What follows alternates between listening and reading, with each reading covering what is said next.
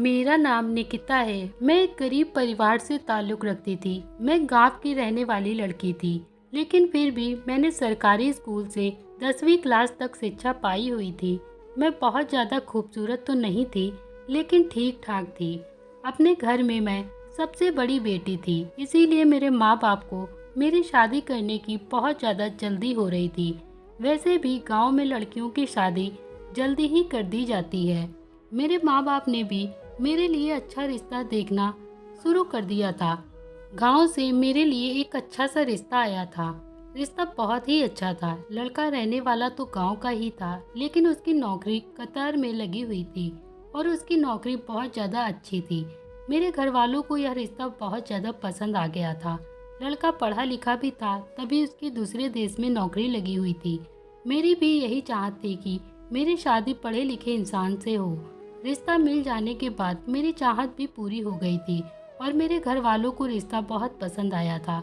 मेरा होने वाला पति काफ़ी सालों से कतर में नौकरी कर रहा था। वह अपने घर में सबसे बड़ा बेटा था। उसके छोटे 2 भाई बहन थे, एक कुंवारा भाई और एक छोटी बहन थी। मेरे होने वाले पति के पिता तो काफ़ी सालों पहले गुजर चुके थे, लेकिन माँ का साया अभी तक उन पर था। हमारा रिश्ता पक्का हो गया। लड़का कतर में नौकरी करता था, इसीलिए बार बार यहाँ पर नहीं आ सकता था। लड़के वालों की शर्त यह थी कि हमारा बेटा शादी के टाइम पर ही हिंदुस्तान वापस आएगा, और मेरा यह रिश्ता मेरे पिता के चाहने वाले दोस्त ने ही करवाया था। इसीलिए मेरे होने वाला पति मेरे लिए बिल्कुल अनजान था। दोनों परिवार की मर्जी से हमारा रिश्ता पक्का हो गया और कुछ दिनों के बाद हमारी शादी भी हो गई। शादी की पहली रात जब मेरे पति से मेरी मुलाकात हुई तो मुझे उनका बिहेवियर बहुत पसंद आया था। मेरे ससुराल भी बस ठीक ठाक ही था। ससुराल का घर तो थोड़ा छोटा था, लेकिन मेरे पति की कमाई अच्छी थी। मेरी माँ ने कहा था कि लड़की की कमाई अच्छी होनी चाहिए। शादी के 5 दिन बाद ही मेरे पति ने सामान पैक करना शुरू कर दिया था और यह बात सुनकर मैं रोने लगी थी। अभी तो हमारी शादी के 3-4 दिन ही गुजरे थे और मेरे पति सुहेब मुझे अकेला छोड़कर जा रहे थे। मैं उनके बिना कैसे रहूंगी? हमने तो अभी तक एक दूसरे को ठीक तरह से जाना भी नहीं था। मैं अपनी ज़िंदगी अपने पति के साथ गुजारना चाहती थी। शादी से पहले मुझे यह बात तो पता थी कि वह काफ़ी सालों से कतर में नौकरी करते हैं, गांव में कम ही रहते हैं, मगर इतनी जल्दी चले जाएंगे यह नहीं जानती थी। बाद में जब मुझे पता चला तो मेरे पैरों तले ज़मीन निकल गई, क्योंकि मुझे तो यह नहीं पता था कि वो अचानक इतनी जल्दी कतर जाने की तैयारी करने लगेंगे। मैंने सोचा था कि शायद 1-2 महीने यहाँ पर रहेंगे, उनके मेरी साथ अच्छी खासी बातचीत होगी, लेकिन ऐसा कुछ भी नहीं था। वह तो 3-4 दिन में ही यहाँ से जाने की तैयारी करने में लगे हुए थे। मैंने अपनी आंखों में आंसू भरकर अपने पति से कहा भी था कि मैं यहाँ पर आपके बिना कैसे रहूँगी। मेरी बात सुनकर मेरे पति कहने लगे, मेरी मजबूरी है, वहाँ पर मेरी नौकरी लगी हुई है, ज़्यादा टाइम यहाँ पर नहीं रुक सकता, वरना मेरी नौकरी खतरे में पड़ जाएगी। वैसे तो मैं यहाँ पर 3 महीनों की छुट्टियों पर आया था, लेकिन कंपनी ने अचानक ही मेरी छुट्टियाँ कैंसिल करके वापस बुला लिया। शायद ही वहाँ पर काम ज़्यादा है, इसीलिए बार बार मेरे पास वहाँ से फ़ोन आ रहे हैं। यह सुनकर मेरी आंखें नम हो गई थी और मैं सोच रही थी मुझे किसी परदेसी इंसान से शादी ही नहीं करनी चाहिए थी। फिर वे रात को चले गए। मैं अपने ससुराल में ही थी, सारा काम करती थी, सास की सेवा करती थी। ऐसे ही करके मेरी ज़िंदगी को धीरे धीरे 7 महीने गुजर गए। सोहेब से मेरी फ़ोन पे बात होती थी। एक दिन सोहेब गांव आए, कुछ दिन रहे और इस बार वो मुझे लेने आए थे। मैं भी उनके साथ कतर चली गई और वहाँ पर मेरे लिए सब बहुत ज़्यादा अलग था। यहाँ पर तो हर औरत ढेर सारा सोना पहने हुए थी। मैंने कभी किसी औरत को खुलेआम इतना सोना पहने हुए नहीं देखा था। मैंने अब तक ही यही समझा था कि शायद कतर ऐसे ही होगा, बड़े बड़े घरों के अलावा कुछ भी नहीं होगा, लेकिन यहाँ पर तो लोगों ने कुछ ज़्यादा ही तरक्की कर ली थी और आज पहली बार मैंने यहाँ का माहौल देखा था। हमने खूब सारी शॉपिंग की थी। मेरे पति ने मुझे कतर की आइसक्रीम खिलाई थी। घर आते टाइम रास्ते में हमें सोहेब के मालिक मिल गए थे। शायद वो ऑफिस के काम से आए थे। उनके साथ उनकी पत्नी भी मौजूद थी। उनके 2 बेटे भी थे। मुझे वो लोग बहुत ज़्यादा अच्छे लग रहे थे और जब उन्हें पता चला कि मेरी शादी के बाद पहली बार हिंदुस्तान यहाँ पर आई हूँ तो उन्होंने मुझे और सुहेब को अपने घर पर अगले ही दिन के लिए बुला लिया था। वो लोग भी कतर में ही रहते थे, लेकिन उनकी हिंदी काफ़ी अच्छी थी। सुहेब ने उनसे काफ़ी मना भी किया कि हम लोग आपके घर पर नहीं आ सकते, लेकिन वह नहीं माने और जब मेरे पति ने उनकी डिनर का ऑफ़र एक्सेप्ट कर लिया तो वो लोग खुश होकर चले गए। मैं सुहेब के मालिक के घर जाने के लिए बहुत ज़्यादा अच्छा फील कर रही थी, क्योंकि मैंने अभी तक वहाँ के लोगों के हाथ का बना हुआ खाना नहीं खाया था। अपने ही हाथ से खाना बनाकर खा रही थी और यहाँ पर किसी के घर दावत पर भी पहली बार ही जा रही थी।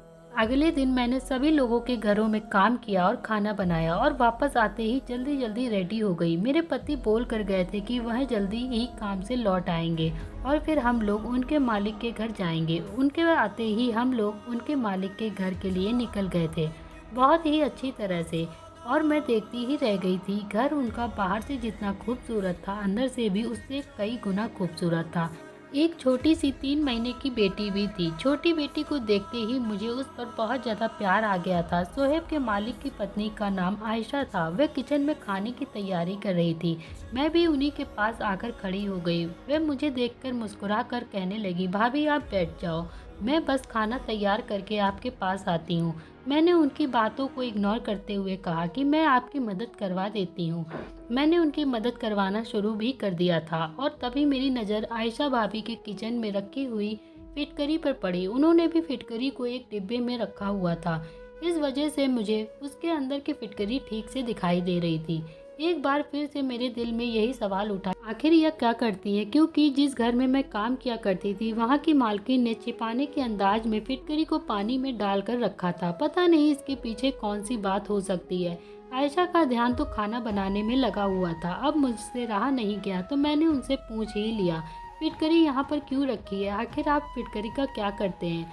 हमारे यहाँ तो फिटकरी इतनी ज़्यादा तादाद में किचन में नहीं रखी जाती। मेरी बात सुनते ही आयशा के चेहरे का रंग बदल गया और उसने जल्दी से फिटकरी का डिब्बा उठा के कबर्ड में रख दिया और मेरी बात का कोई जवाब नहीं दिया। मैं भी खामोश हो गई। मैंने घर आकर अपने पति से पूछा कि आपकी मालकिन आपसे फिटकरी क्यों मंगाती हैं, वो क्या करती हैं उसका? मेरे पति ने कहा, मुझे नहीं पता, मेरी मालकिन मुझे फिटकरी मंगाती है, रोज रात उसे अपने कमरे में ले जाती है। मैंने अपने पति से बोला, मैं जहाँ काम करती हूँ वहाँ की मालकिन भी फिटकरी रखती हैं, मुझे जानना है वो ऐसा क्यों करती हैं। फिर एक दिन मेरे पति मेरे पास खुश होकर आए और बोले, मैंने एक कतर में रहने वाले बहुत करीब दोस्त से इस बारे में पता किया है और उसने ही मुझे यह फिटकरी का राज बताया है। मेरा यह दोस्त वही है जिसे मैं फिटकरी लाकर महंगे दामों में बेच देता हूँ। इससे मुझे काफ़ी प्रॉफिट भी होता है, क्योंकि फिटकरी यहाँ भी बहुत ज़्यादा महंगी है और यहाँ पर फिटकरी ज़्यादा आसानी से मिलती भी नहीं है, इसलिए मैं ज़रूर लेकर आता हूँ, यहाँ पर महंगे दामों में बेच देता हूँ। यहाँ के लोग महंगे दाम में भी आसानी से फिटकरी को खरीद लेते हैं। और सोहेब ने मुझे बताया, औरतें पहले फिटकरी से एक खास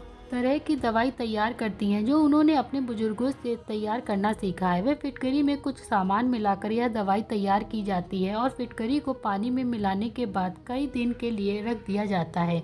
उसके बाद रोज सुबह को निहार मुंह पानी वाली फिटकरी पीकर इस्तेमाल किया जाता है। कतर की औरतें रोज सुबह फिटकरी वाला पानी पीती हैं और इस दवाई का सेवन लगातार 3 महीने तक करती हैं और उनका मानना है कि इस तरह उनके पास बहुत ही खूबसूरत बच्चा पैदा होगा।